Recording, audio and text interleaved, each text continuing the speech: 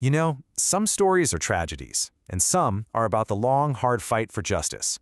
But the story of Bloody Sunday, well, that's about how one single, tragic day can spark a 50-year fight for the most fundamental thing there is, the truth.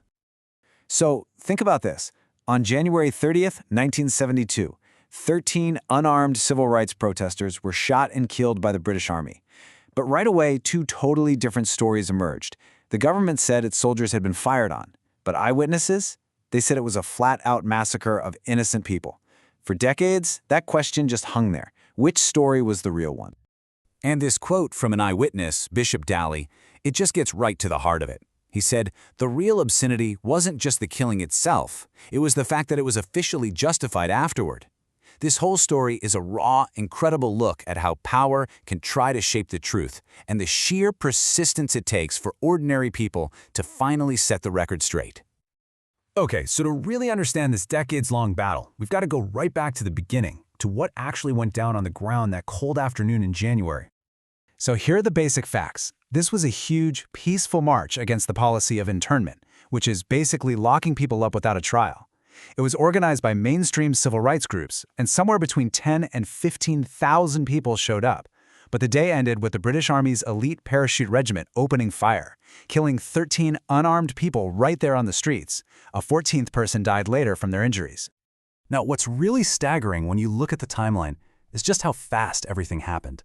The march itself started peacefully, but then, after some minor stone throwing at an army barricade, the paras were sent in.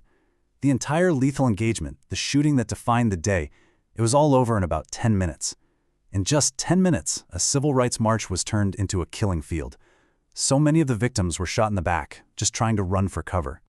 With outrage exploding around the world, the British government moved fast to create an official narrative. They set up a tribunal of inquiry, promising they would get to the bottom of what really happened.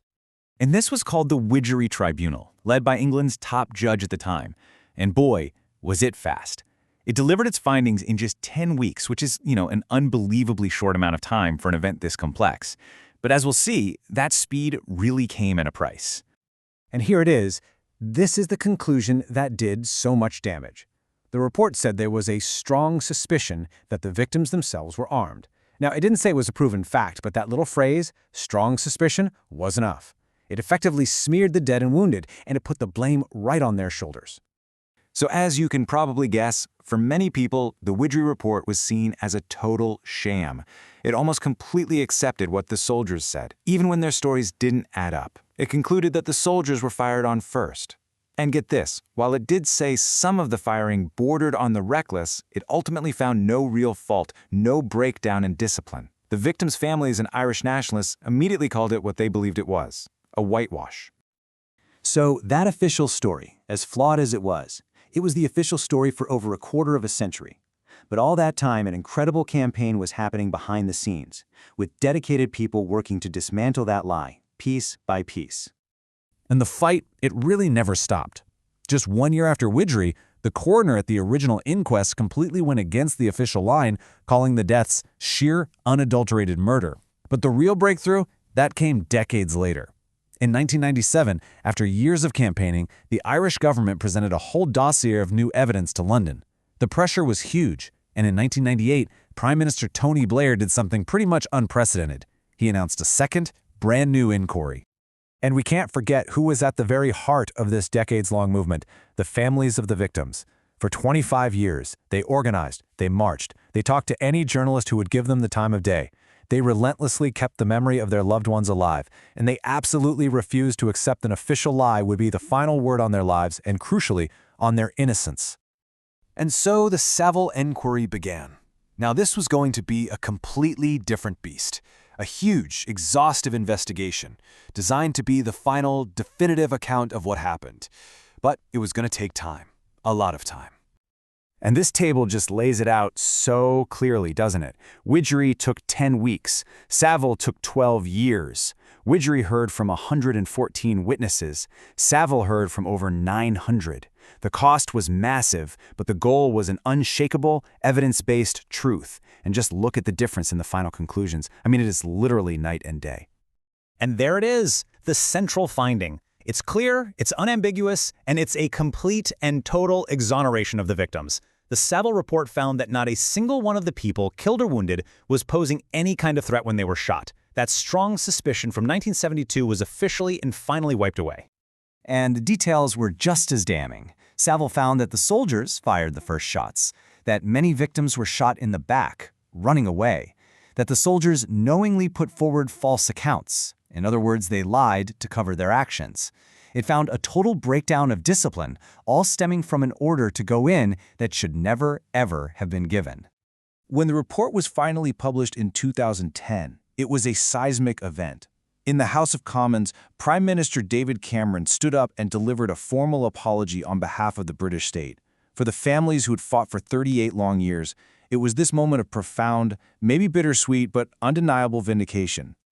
But, the truth is one thing, justice is another. With the facts finally on the table, the question turned to legal accountability. Could anyone actually be prosecuted for the killings? And this final chapter of the story has been incredibly difficult. The Saville report definitely opened the door for new criminal investigations, but the road to a trial has been so complex. In 2019, charges were brought against one former soldier, but that sparked a really fierce backlash, with many claiming it was an unfair witch hunt. The sheer amount of time that's passed and the legacy of all those false testimonies, it's created huge hurdles for building a successful criminal case. This whole saga really shines a light on this powerful idea, a culture of protection. The Saville report even noted that soldiers might have felt they could fire with impunity, basically being confident that any investigation would have their back. This culture helps explain not just why the first report failed so badly, but why getting any kind of legal accountability, even with the truth in hand, remains so incredibly hard. Now, this isn't just a history lesson. The legacy of Bloody Sunday and the really tough questions it raises about the state, the military, and accountability, they're still being debated right now. And this comparison makes the connection so clear. The same impulse we saw after Bloody Sunday, that need to protect state actors from prosecution, you can see echoes of it in modern laws like the UK's Overseas Operations Act. This law basically creates a presumption against prosecution for soldiers for things that happened more than 5 years ago. And critics worry it could stop future families from ever even starting the kind of long journey for truth that the Bloody Sunday families had to undertake. And in the middle of all the complex legal and political arguments, a quote like this from a parliamentary debate just brings everything back to the human core of it all. This pursuit of justice. It isn't some abstract idea. It's about looking into the eyes of the people who've lost everything. The story of Bloody Sunday gives us a powerful but also really complicated answer to that. The truth was found in the end, but only after decades of fighting against the state's own version of events. And it leaves us with this fundamental question. When the state is the one investigating its own actions, is the path to real justice a rare exception, or is it an impossibility?